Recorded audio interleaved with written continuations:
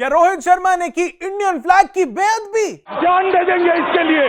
क्या बात कर रहे हो आप? क्या रोहित शर्मा को होगी जेल? क्या बात कर रहे हैं? क्या रोहित शर्मा है एंटी नेशनल? अरे ऐसा मैं नहीं कह रहा हूं, लोग बोल रहे हैं सोशल मीडिया पे और बवाल काट रहे हैं।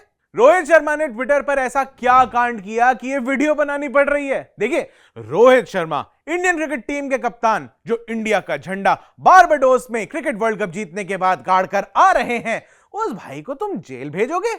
उस भले मानुष इंडिया चार राजा को बोलोगे कि उसने इंटेंशनली इंडियन फ्लैग की बेअदबी कर दी? अरे इंडियन फ्लैग के बारे में क्या कहता है इंडियन फ्लैग कोड और इंडियन फ्लैग की बेअदबी करने वालों को क्या सजा होती है, यह सब मिलेगा इस वीडियो में।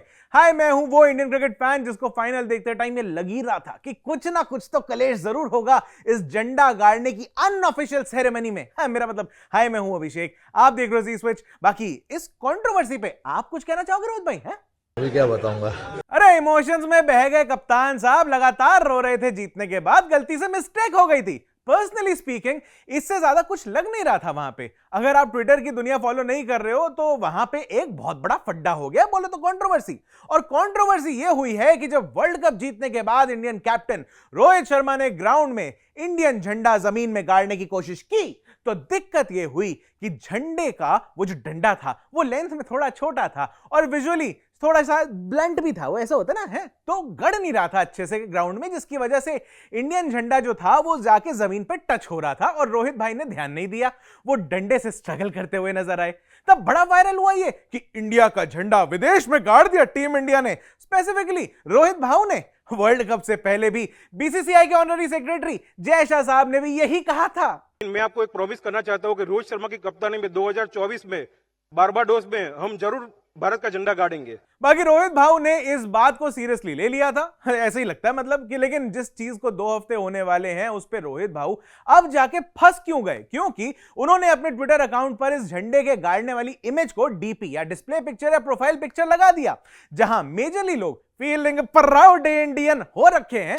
वहीं कुछ लोगों ने इंडियन फ्लैग कोड को कोट करके यह कहा है कि रोहित भाई को इस हरकत के लिए जेल हो सकती है क्योंकि झंडा जमीन पर टच हो रहा है और यह इंडियन फ्लैग की तौहीन है। लेकिन यह इंडियन फ्लैग कोड या फिर flag code of India 2002 with amendments in 2021 and 22 यह है क्या और कहता क्या है इंडियन फ्लैग के बारे में? अगर इंडियन फ्लैग की डिसरिस्पेक्ट हुई है तो क्या हो सकता है? Well, as per Indian flag code part 2 section 1 paragraph 2.1 clause 10, the flag cannot be intentionally allowed to touch the ground or the floor or the trail in water। और अगर ऐसा हो जाता है तो फिर as per the Prevention of Insults to National Honor Act 1971 section 2, whoever in any public place or in any other place within public view burns, mutilates, defaces, defiles, disfigures, destroys, tramples upon or otherwise brings into contempt, whether by words either spoken or written or by acts, the Indian national flag or any part thereof shall be punished with imprisonment for a term which may extend up to 3 years or with fine or with both।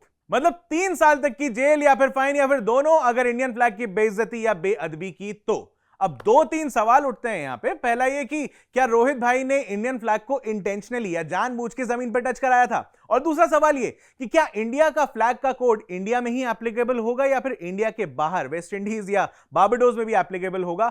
आप viewers जो law की बेहतर समझ रखते हैं वो नीचे comments में ये बात बता सकते हैं। वैसे रोहित शर्मा हर बात पे तो भूल जाते हैं यार। जो आदमी टॉस पे आके ये भूल जाए कि सिक्का उसकी जेब में रखा हुआ है, जो आदमी ये भूल जाए कि टॉस जीतकर पहले बैटिंग लेनी है बॉलिंग लेनी है, जो आदमी ये भूल जाए कि उसका फोन, पासपोर्ट, एंगेजमेंट रिंग कहां रखी है, और तो और जो आदमी ये भूल जाए कि पीएम साहब के आगे क्या बोलना है, वहां जाकर भी अपना ये वो सिग्नेचर वाली जो है वही कर रहे थे, तो उस इंसान से ये एक्सपेक्ट करना कि वो इंडियन फ्लैग कोड याद रखे मुश्किल है। लेकिन ओवरऑल इंडिया को वो रिप्रेजेंट कर रहे हैं तो उनको थोड़ा माइंडफुल भी होना चाहिए। बट ये तो बात हुई रोहित शर्मा की। अब बात करते हैं आपकी, हमारी, पूरी इंडियन क्रिकेट टीम की। अगर ये इंडियन फ्लैग कोड हमारे आपके ऊपर भी इतनी ही स्ट्रिक्टली अप्लाई हो गया तो रोहित भाई के अलावा पूरी Indian team, general Indian cricket audience जो है, जो लवर्स हैं, सबके सब नपे जाएंगे। सच बता रहा हूं मैं, इतना स्ट्रिक्ट है भाई। कुछ इमेजेस हैं ये देखते चलो आप। अगर इंडियन फ्लैग कोड के हिसाब से चलने लगे तो ये सब, या जिन्होंने भी इंडियन फ्लैग का ये हाल किया है, तो वो सब दोषी ठहराए जा सकते हैं। इंडियन टीम के players including Virat, Siraj, Kuldeep etcetera, जितने भी लोग हैं भाई, इनके अलावा बाकी जितने सारे क्रिकेट फैंस हैं, स्पेक्टेटर्स हैं, वो भी इंडियन फ्लैग कोड को एडहेयर नहीं करते हैं। As per Indian flag code part 1 paragraph 1.3 and 1.4, flag की शेप एंड फ्लैग का साइज कुछ भी हवा में नहीं हो सकता है भाई, उसके लिए भी डायमेंशंस लिखित में दे रखे हैं। क्या लोगों को इसके बारे में पता है? नहीं पता है, कहां पता है। एक और लो, as per Indian flag code part 2 section 1 paragraph 2.1 clause 4 and clause 5, आप झंडा शॉल की तरह ओढ़ के नहीं घूम सकते हो और कपड़ों की तरह पहन बिल्कुल नहीं सकते हो। लेकिन वर्ल्ड कप की जीत में इमोशनल हो गए पूरी टीम इंडिया, इंडियन फैंस मैदान में और Indian fans world wide, India में भी झंडा पहन के घूम रहे थे।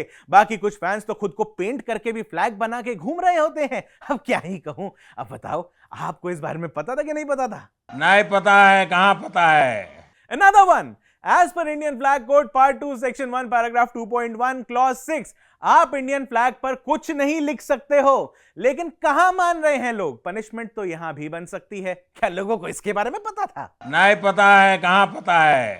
वैसे तो ये बड़ी कॉमन सी बात है, लेकिन as per Indian flag code part 2 section 1 paragraph 2.1 clause 13, उल्टा झंडा नहीं फहराना या फिर नहीं लहराना। मगर मानता कौन है भाई? और लो एक और लो, as per Indian flag code part 2 section 1 paragraph 2.2 clause 4, किसी भी आम गाड़ी पे इस तरह जैसे फोटो में दिख रहा है झंडा लहराना या लगाना अलाउड नहीं है। मोटर व्हीकल एक्ट के हिसाब से चलान की तो बात मैं अभी कर ही नहीं रहा हूं, इतने सारे हो रहे हैं यहां पे, बट उसके अलावा भी ये अलाउड नहीं है। क्या लोगों को इसके बारे में पता था? जी नहीं पता है, कहां पता है।